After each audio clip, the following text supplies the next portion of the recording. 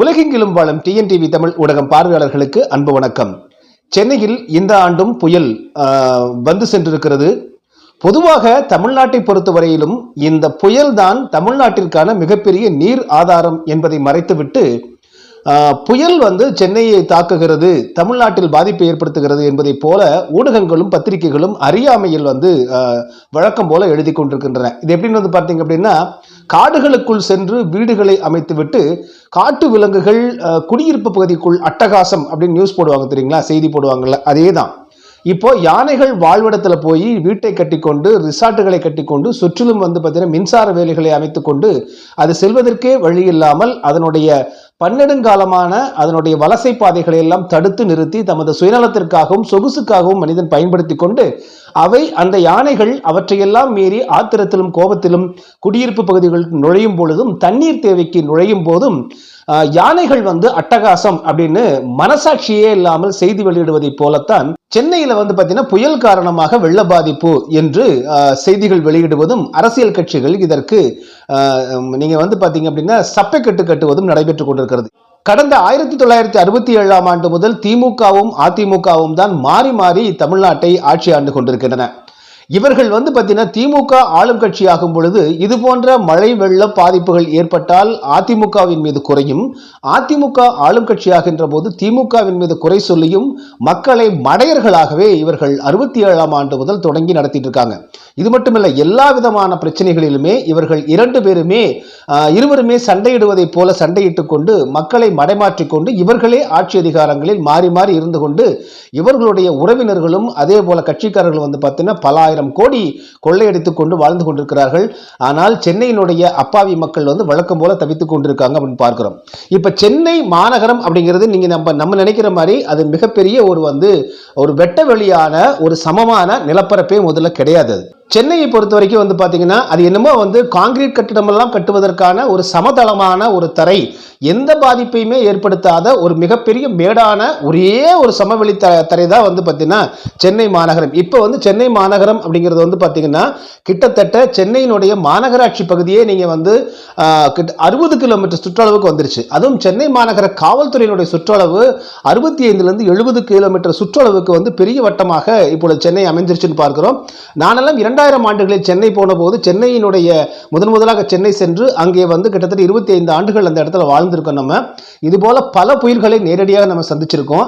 அதுவும் குறிப்பாக என்னுடைய பணி அப்படின்னு வந்து பார்த்தீங்கன்னா களப்பணி, செய்தியாளர் பணி அப்படிங்கிறதுனால அந்த 23லிருந்து 25 ஆண்டு காலமும் ஒவ்வொரு அங்குலமாக சென்னையினுடைய மாநகரங்களுக்கெல்லாம் சுழன்று சுற்ற வேண்டிய பணி தான். அதே போல தமிழ்நாடு முழுவதுமே நீங்கள் வந்து சுற்ற வேண்டிய பணி தான் வந்து ஒரு செய்தியாளருடைய பணி அப்படின்னு தெரியும். இப்போ குறிப்பாக நீங்க வந்து பார்த்தீங்கன்னா தானே புயல் காலத்தில் வந்து கடலூர், புதுவை ஆகிய இடங்கள்ல களத்தில் பணியாற்றி இருக்கோம். சுனாமி வந்து ஏற்பட்ட பொழுது சென்னையிலிருந்து கிழக்கு கடற்கரை ஓரமாகவே வந்து பார்த்தீங்கன்னா கன்னியாகுமரி வரைக்குமே நம்ம பயணம் செஞ்சு அந்த பாதிப்புகள் எல்லாம் செய்தியாக்கி இருக்கணும் தெரியும். எத்தனையோ புயல்கள் வந்து புயல் வெள்ள காலங்கள் எல்லாம் நீங்கள் சென்னை மாநகரத்தில் நாம் களத்தில் பணியாற்றி இருக்கிற காரணத்தினாலும் எங்கெல்லாம் மழை காலத்தில் தண்ணி வரும்னு கூட நமக்கு வந்து ஒரு பரிச்சயமான ஒன்று. அந்த ஊர்க்காரர்களுக்கு எப்படி வந்து எந்தெந்த இடங்களில் தண்ணி வரும் போகும் என்று தெரியுமோ அதுபோல இத்தனை ஆண்டுகள் அங்கிருந்ததோடு அதிலே வந்து பார்த்தீங்கன்னா இந்த செய்தி களப்பணியில் இருந்ததுனால இவற்றை பற்றியெல்லாம் நமக்கு வந்து ஓரளவுக்கு அதை வந்து இங்க இருக்கக்கூடிய பெரிய அறிவுஜீவிகள் அரசியல் கட்சிகளிலும் இன்றைய பத்திரிகை ஊடகத்தில் இருக்கக்கூடிய அறிவுஜீவிகள் போல இல்லாட்டாலும் ஏதோ கொஞ்சம் தெரியும் அப்படிங்கிறதா அந்த பார்வையில் தான் நமக்கு பார்க்கும் பொழுது ஒருவித ஆத்திரமும் கோபமும் ஆற்றாமையும் இந்த அரசியல் கட்சிகளினுடைய மீதான நமக்கு கோபமும் வந்து பார்த்தீங்கன்னா ஒரு கொந்தளிப்பு நிலையை நமக்கு ஏற்படுத்துது அப்படின்னு பார்க்கிறோம். இப்ப சென்னை மாநகரம் அப்படின்னு ஏற்கனவே குறிப்பிட்டதை போல இது ஒரு சமதளம் அல்ல. அதாவது வந்து மழை பெய்தால் நீர் வடிந்து சுற்றியுள்ள இடங்களெல்லாம் கால்வாய்கள் வழியாக ஓடி சென்று கடலில் கலக்கக்கூடிய இந்த 60 கிலோமீட்டர், எடுத்துக்காட்டாக 70 கிலோமீட்டர் சுற்றளவுன்னு வச்சுக்கோ சென்னை மாநகரம். இந்த சென்னை மாநகரத்தினுடைய 70 கிலோமீட்டர் சுற்றளவுமே வந்து பார்த்தீங்கன்னா சமதளம் கிடையாது. இதற்குள்ள வந்து பார்த்தீங்கன்னா 3 பெரிய ஆறுகள், அடை ஆறு, அதே போல கூவம் ஆறு உள்ளிட்ட பெரிய ஆறுகள் எல்லாம் வந்து பார்த்தீங்கன்னா நகரத்தினுடைய மையப்பகுதியிலேயே சென்று அது கடலில் கலக்கிறது. அதே போல வந்து பார்த்தீங்கன்னா கண்மாய்கள் என்று சொல்லக்கூடியது வந்து பார்த்தீங்கன்னா 100க்கும் மேற்பட்ட கண்மாய்கள் இருக்கு. இன்றும் கூட கோவில் குளங்களை கணக்கில் எடுத்துக்கொண்டால் மட்டுமே கிட்டத்தட்ட பல நூறு கோயில் குளங்கள் வந்து இந்த 60-70 கிலோமீட்டர் சுற்றளவில் இருக்கு அப்படிங்கிறது இருக்கு. அதே போல ஏரிகள் வந்து பார்த்தீங்க அப்படின்னா சுமார் அது பெரிய அளவிலான ஏரிகளே வந்து 37 40 ஏரிகள் வந்து இந்த நான் சொல்லக்கூடிய சென்னையினுடைய இந்த சுற்றுவட்ட பகுதிக்குள் இருக்கு அப்படிங்கிறது பார்க்கிறோம். எனவே இப்படிப்பட்ட ஏரிகள் நிறைந்த, கண்மாய்கள் நிறைந்த, குளம் நிறைந்த, ஆறுகள் ஓடக்கூடிய ஒரு பகுதிதான் இந்த சென்னை. இன்று மாநகரம் என்று சொல்லக்கூடிய சென்னையினுடைய சுமார் 60-70 கிலோமீட்டர் சுற்றளவில் இருக்கக்கூடிய இடங்களா இருக்கிறத பார்க்கிறோம். நம்ம இவை வங்காள விரிகுடாவை ஒட்டி இருக்கின்ற காரணத்தினால் மேற்கில் இருந்து வரக்கூடிய எல்லா வெள்ளங்களுமே வந்து பார்த்தீங்கன்னா சிறு சிறு கால்வாய்கள் வழியாக, கண்மாய்கள் வழியாக சென்று ஆறுகளோடு இணைந்து அந்த ஆறுகள் வந்து பார்த்தீங்க அப்படின்னா அவை வங்கக்கடலில் கலந்து கொண்டிருக்கின்றன அப்படிங்கிறத இதனுடைய அமைப்பா இருக்கு. இப்போ 67 வந்து பாத்தீங்கன்னா ஆட்சியை பிடித்த திமுக, அதற்கு பிறகு அதிமுக, திமுக ஆகிய இரு கட்சிகள் தான் மாறி மாறி இங்கே ஆட்சி அதிகாரத்தில் இருந்து கொண்டிருக்கின்றன. இப்போ இவங்க என்ன செஞ்சாங்கன்னு வந்து பார்த்தீங்கன்னா, இந்த ஏரிகளை எல்லாம் வறண்ட காலத்தில், அதாவது மழை இல்லாத காலத்தில் இந்த ஏரிகளை எல்லாம் பிளாட் போட்டு அதை வந்து மனைகளாக பிரித்து இவற்றை வந்து விற்று அதில் உள்ள கமிஷன்களையும் அதில் உள்ள கழிவுகளை எல்லாம் இவர்கள் பணத்தை எடுத்துக்கொண்டு சம்பாதித்துக் கொண்டு தொடர்ந்து இவர்கள் வந்து பார்த்தீங்கன்னா இத்தனை ஆண்டு காலம் அங்கே வந்து ஒட்டுமொத்தமான இத்தனை ஏரிகள், குளங்கள், கண்மாய்கள் இருக்கக்கூடிய இடங்களில் எல்லாம் காங்கிரீட் கட்டடங்களுக்கு அப்ரூவல் என்று ஒப்புதல் கொடுத்து இப்போ ஒப்புதல் கொடுப்பதன் மூலமாக அரசியல் கட்சிக்கு வந்து லஞ்ச பணம், அதே போல அதை கட்டுவதற்கான பொறியாளர்களுக்கான பணம், இதற்கு கடன் கொடுக்கக்கூடிய வங்கிகள் வந்து வட்டி பணத்தில் அவை வந்து வயிறு வளர்க்கின்றன. இப்படி பல பேர் வயிறு வளர்க்கின்ற இத்தகைய வந்து செயல்களை செய்யும் பொழுது அவை எதிர்காலத்திற்கும் நீண்ட காலத்திற்கும் அதை பயன்படுத்தக்கூடிய மக்கள் அதற்கான வீட்டு கடன் வாங்கி அதை கட்டி அதன் மூலமாக வந்து தனக்கான ஒரு சொந்த நிலம், சொந்த வீடு கட்டிவிட்டோம் என்ற ஒரு பெரிய நம்பிக்கையில் வாழக்கூடிய மக்களுக்கு நீண்ட காலத்திற்கு வந்து பலன் கொடுக்கிறதா என்றால் இல்லை. ஒவ்வொரு முறை மழை வரும்பொழுதும், ஒவ்வொரு ஆண்டு மழை வரும்போதும், ஒவ்வொரு புயல் வரும்போதெல்லாம் வந்து பார்த்தீங்கன்னா அவர்கள் படும் துன்பம் வந்து மிக கொடூரமாக இருக்கிறது. காரணம் என்னன்னு வந்து பார்த்தீங்கன்னா ஏரியினுடைய நீர்ப்பிடிப்பு பகுதிகள், அதே போல ஏரியே வந்து வறட்சியடை செய்து அதன் மேல வந்து நீங்க நகரம் கட்டியது. குறிப்பாக நீங்க வந்து பார்த்தீங்கன்னா இன்று YMCA சென்னை நந்தனம் இருக்கு இல்லைங்களா, இந்த YMCA நந்தனம் போகும்போது வந்து பார்த்தீங்கன்னா இடதுபுறம் ஏரிக்கரை தெருன்னு இருக்கும். அப்படியே நீங்க வந்து பார்த்தீங்கன்னா ஸ்ரீனிவாசா தியேட்டர் மேற்கு மாம்பலத்துக்கிட்ட போனீங்கன்னா அங்க ஒரு ஏரிக்கரை தெரு இருக்கும். இந்த பக்கம் டி நகர்ல வந்து பார்த்தீங்கன்னா அந்த பள்ளம் இறங்குற இடத்துல வந்து பார்த்தோம் அப்படின்னா அந்த போத்தீஸ் எல்லாம் இருக்கு இல்லைங்களா, அந்த இடத்துல வந்து பார்த்தீங்க அப்படின்னா அது ஒரு எல்லை. ஆக இவ்வளவு ஏரிக்கரைங்கிறது, இந்த ஏரிக்கரையிலிருந்து அந்த ஏரிக்கரை வரைக்கும் அங்கிருந்து ஏரி இருந்தது அப்படிங்கிறதான் நம்ம வந்து பார்த்தீங்கன்னா இந்த புவியியல் அமைப்பின் மூலமாக நாம் கண்டுகொள்ளக்கூடியது. அப்ப மிகப்பெரிய ஏரியில வந்து பார்த்தீங்கன்னா அந்த ஒட்டுமொத்தமான அந்த நகரத்தை அமைச்சிருக்காங்க. இது மட்டும் இல்லாம இன்று பள்ளிக்கரணையில் இருக்கக்கூடிய இன்று வந்து பார்த்தீங்கன்னா சதுப்பு நிலம் அப்படின்னு கொஞ்சோண்டு இருக்கு வந்து பார்த்தீங்களா, அது அப்படி கிடையாது. அது மிகப்பெரிய சதுப்பு நிலமாக ஒரு ஏரியாக வேளச்சேரி அந்த பள்ளிக்கரணை பகுதி முழுவதுமே நீங்கள் அது ஏரியாக இருந்தது. இந்த ஏரிக்கு தண்ணீர் வரத்து வந்து பார்த்தீங்கன்னா திருப்பதியிலிருந்து ஒரு ஆறு ஓடி வந்து அது வந்து பார்த்தீங்க அப்படின்னா பள்ளிக்கரணையில் உள்ள அந்த ஏரியில் கலந்து அதன் பிறகு தேங்கி நின்று மக்களுக்கு தேவையான விவசாயம் உள்ளிட்ட அவற்றுக்கெல்லாம் வந்து பலன்களை கொடுத்து விட்டு அதன் பிறகு அது நிறையும் போது வந்து பார்த்தீங்கன்னா வங்கக்கடலை போய் கலந்திருக்கு அப்படின்னு பார்க்கிறோம். கூவம் ஆற்றில் என்னுடைய நண்பர்கள், வயதில் மூத்த நண்பர்கள், பத்திரிகை துறையில் இருக்கிறவங்க, அவர்களே கூவம் ஆற்றில் குளித்து இருக்கிறார்கள் அப்படின்னு என்கிட்ட பல தடவை சொல்லியிருக்காங்க. நாங்களாம் வந்து சின்ன வயசுல போய் குளிச்சிருக்கோம் பாங்க, அவ்வளவு தூய்மையா இருக்கும். இந்த படகு மூலமாகத்தான் நீங்க வந்து பார்த்தீங்கன்னா பொருட்கள் எல்லாம் ஏற்றி சென்றிருக்கிறார்கள் அப்படிங்கிறத பார்க்கிறோம். இன்றும் கூட நீங்க வந்து பார்த்தீங்கன்னா சென்னையில் உள்ள இந்த ரயில்வே எழும்பூர் உள்ளிட்ட சென்னை சென்ட்ரல் ரயில் இருக்கு இல்லைங்களா, அந்த ரயில்வேக்கெல்லாம் வந்து பார்த்தீங்கன்னா செய்யக்கூடிய இரும்பு தூண்கள் இருக்கு இல்லைங்களா, செய்திருக்காங்க. அந்த இரும்பு தூண்கள் அதில் வந்து பார்த்தீங்கன்னா போர்ட்டோனோவா அப்படின்னு வந்து அதில் அச்சடிக்கப்பட்டிருக்கும். இந்த போர்ட்டோனோவா அப்படிங்கிறது என்னன்னு வந்து பார்த்தீங்கன்னா கடலூரை அடுத்துள்ள சிதம்பரம் இருக்கு இல்லைங்களா, கடலூர்லேருந்து சிதம்பரம் செல்லக்கூடிய பாதையில் இடதுபுறம் இருக்கக்கூடிய பரங்கிப்பேட்டை என்று இருக்கக்கூடிய இடம் தான் அந்த பாபாஜி ஐயாவுடைய பிறந்த இடம் என்று அதுதான் வந்து பார்த்தீங்கன்னா இன்றும் வந்து அங்கே ஒரு சிறு கோவில் கட்டி வணங்கிக்கிட்டு இருக்கக்கூடிய இடமா இருக்கு. இந்த பரங்கிப்பேட்டைக்கு தான் பெயர் வந்து பார்த்தீங்கன்னா போர்ட்டோனோவா அப்படிங்கக்கூடிய பெயர், அது வந்து துறைமுக பெயர். அது போர்ட்டோனோவா அப்படிங்கிறது அங்கதான் நீங்க வந்து பார்த்தீங்கன்னா இந்த இரும்பு தொழிற்சாலை இந்த சென்னை சென்ட்ரல் மற்றும் எழும்பூர் ஆகிய ரயில் நிலையங்களில் வந்து கட்டப்பட்டிருக்கக்கூடிய அத்தனை இரும்புகள், போல்ட் நட்டு வந்து அவ்வளவு பெரிய இரும்புகள் மூலமாக கட்டியிருக்காங்க வந்து பார்த்தீங்களா. இவையெல்லாம் அங்கே செய்யப்பட்டு கடல் மார்க்கமாகவும் இந்த கூவம் ஆற்றின் வழியாகவும் தான் கொண்டு வரப்பட்டு படகுகள் மூலமாக, பெரும் படகுகள் மூலமாக கொண்டு வரப்பட்டு சென்னை ரயில் நிலையம் அதே போல எழும்பூர் ரயில் நிலையங்கள் எல்லாம் கட்டப்பட்டிருக்கின்றன அப்படிங்கிற வரலாறும் இருக்கிறது. ஆக இப்படிப்பட்ட ஒரு வளமான மக்கள் குளிக்கக்கூடிய ஆறாக கூவம் ஆறும் மனித போக்குவரத்திற்கு மட்டுமல்லாமல் இது போன்ற பொருட்களை கொண்டு வரக்கூடிய ஆறுகளாகவும் இந்த அடையாறும் அதே போல வந்து பார்த்தீங்கன்னா கூவம் ஆறு ஆகியவை எல்லாம் இருந்திருக்கின்றன. அதே போல நீங்க கொஞ்சம் சற்று நம்ம தெற்கு நோக்கி வந்து விழுப்புரம் பக்கத்தில் போனோம் அப்படின்னா அங்க வந்து பார்த்தீங்கன்னா ஒவ்வொரு கிட்டத்தட்ட ஒரு 70 ஏரிகள், மிகப்பெரிய ஏரிகள், கடல் போல இருக்கக்கூடிய வீராணம் அளவில் இருக்கக்கூடிய ஏரிகள் எல்லாம் அங்கே இருந்தது அப்படிங்கிறதே பார்க்கிறோம். இப்படிப்பட்ட நிலைமை தான் வந்து பார்த்தீங்கன்னா விழுப்புரத்திலிருந்து நீங்க வீராணம் ஏரியிலிருந்து கொஞ்சம் கொஞ்சமாக அப்படியே வடக்கு நோக்கி வந்தீங்கன்னா எப்படி அங்க ஏரிகளும் அதே போல நீர்வழி பாதைகளும் இருக்கின்றனவோ அதுபோல தான் நீங்க வந்து பார்த்தீங்கன்னா வடக்கே இருந்தக்கூடிய சென்னையை சுற்றி உள்ள இடங்கள் எல்லாம் இருந்திருக்கு. சென்னையில வந்து பார்த்தீங்கன்னா உயரமான இடங்கள் அப்படிங்கிற இடம் வந்து எந்த காலகட்டத்திலும் இந்த மழை வெள்ளம் வந்து புகாத இடமாக இருக்கக்கூடிய காரணத்தினால தான் அங்கே வந்து அந்த கோட்டை கட்டப்பட்டது. பிரிட்டிஷ்காரர்களால் வந்து பார்த்தீங்கன்னா செயின்ட் ஜார்ஜ் கோட்டை என்று சொல்லக்கூடிய புனித ஜார்ஜ் கோட்டை கட்டப்பட்ட இடம் வந்து பார்த்தீங்கன்னா அப்படிதான் தேர்ந்தெடுக்கப்பட்டிருக்கிறது. அங்க வந்து மழை வெள்ளம் தேங்காது. அதே போல கொஞ்சம் தூரம் தள்ளி போனீங்கன்னா விவேகானந்தா அந்த மண்டபம் இருக்கு இல்லைங்களா, அது வந்து ஐஸ் ஹவுஸ் என்று சொல்லக்கூடியது. பிரிட்டிஷ்காரர்களுக்கு வந்து இன்னைக்கு நமக்கு தேவையான ஐஸ் இருக்கு இல்லைங்களா, இந்த பனிக்கட்டி வந்து அவர்கள் அந்த இடத்துல கப்பல்கள் கொண்டு வந்து அங்கதான் ஸ்டோர் பண்ணி வச்சிருக்காங்க. அதுதான் இப்பொழுது விவேகானந்தர் மடமாக இருக்கிறது அப்படிங்கிறதே நம்ம பார்க்கிறோம்.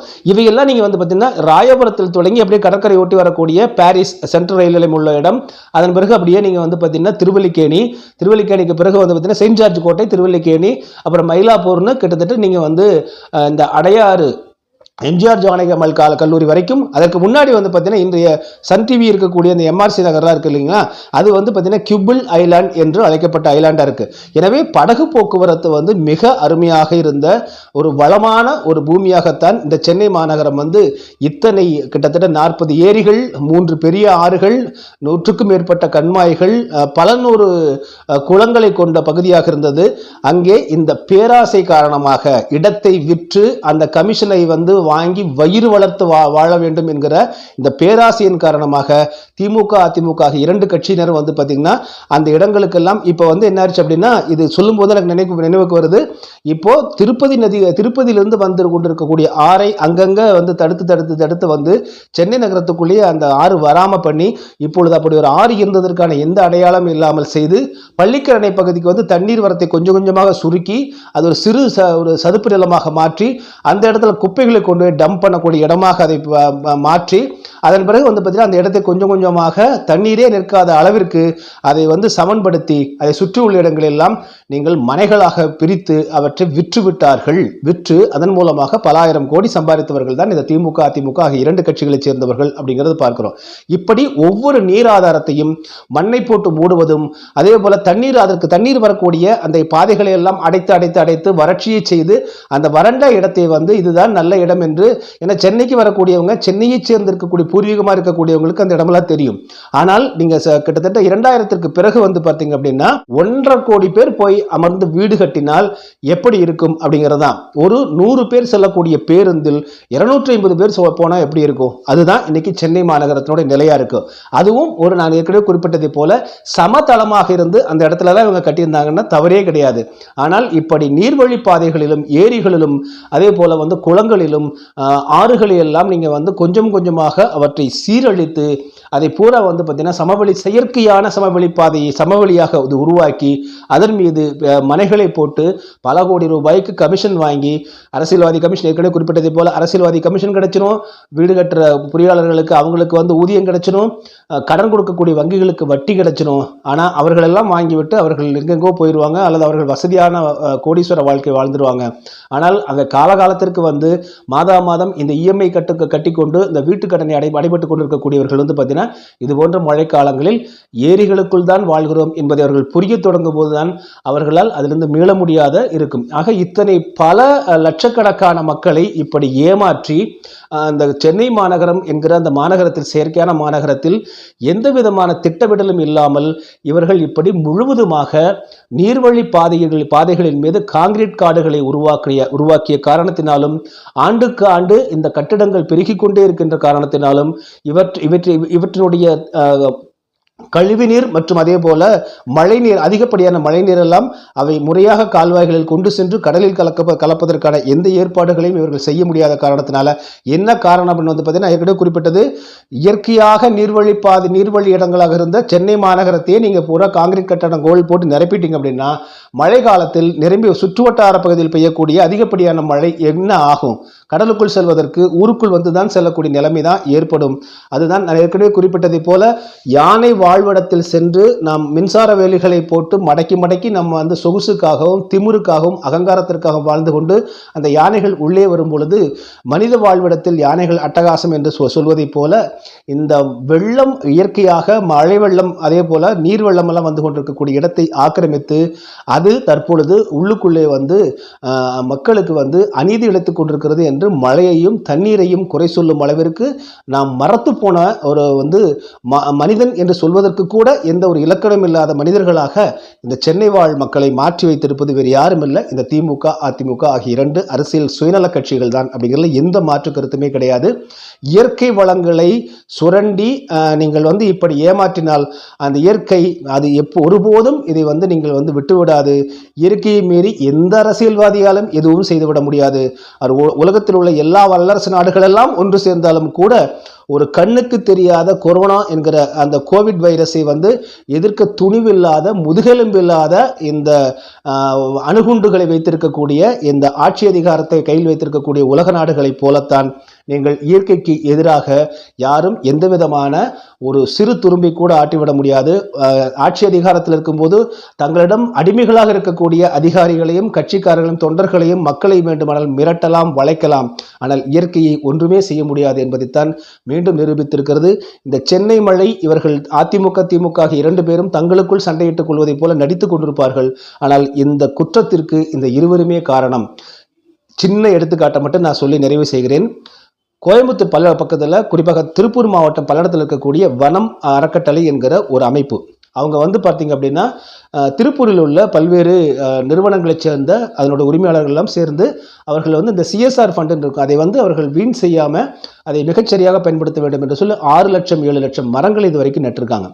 இவர்கள் இன்னொரு பணியும் செய்கிறார்கள், மழைநீர் சேகரிப்பு திட்டத்தை செயல்படுத்தி கொடுப்பதுன்னு. இவர்கள் ஆரம்பித்த இந்த குறுகிய காலத்திற்குள் மட்டுமே வந்து பார்த்தீங்கன்னா 1.25 கோடி லிட்டர் மழை நீரை சேமித்திருக்கிறார்கள். ஒவ்வொரு வீடுகளிலுமே வந்து பார்த்தீங்கன்னா காற்று புகாத வகையிலும் அதே போல வந்து பார்த்தீங்கன்னா சூரிய ஒளி படாத வகையிலும் மழை நீரை மிக அழகாக டேங்குகள் கட்டி அதில் தேக்கி வச்சிடறாங்க.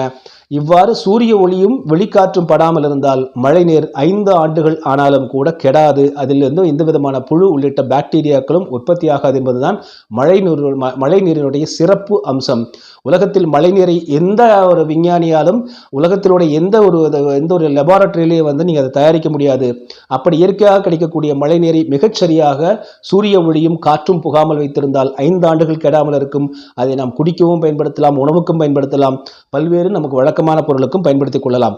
இப்படி ஒவ்வொரு ஆண்டும் பெய்யக்கூடிய மழையெல்லாம் சேர்த்து வந்து பார்த்தீங்கன்னா 1.25 கோடி லிட்டர் வந்து மழைநீரை சேகரிக்கக்கூடிய அளவிற்கு ஒரு சிறு அமைப்பு செய்திருக்கிறது என்றால் தமிழ்நாடு அரசு நினைத்தால் இத்தனை கிட்டத்தட்ட வந்து ஆண்டுக்கு இதனுடைய தொகை வந்து பார்த்தீங்கன்னா 24 லட்சம் கோடி ஜிடிபி என்று சொல்லக்கூடியது இப்போ 28 லட்சம் கோடி அப்படின்றாங்க மொத்த உற்பத்தி.